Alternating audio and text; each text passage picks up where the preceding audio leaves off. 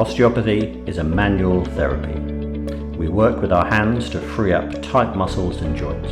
Sometimes pain is experienced some distance from where the real issue is.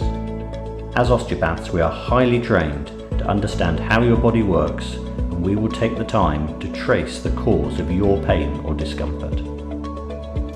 Treatment begins with a case history to find out about why you have come to see us, plus some questions about your general health.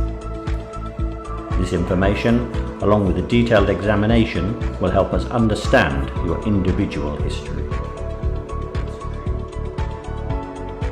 We understand the relationship between muscles, joints, and other parts of the body, and we will provide a tailored and personalised treatment plan. We always provide some treatment within your first appointment. Having worked out where the problem is, we can then begin treatment. This usually involves releasing tight muscles, stretching out areas of tension, and may involve gently unlocking tight joints too.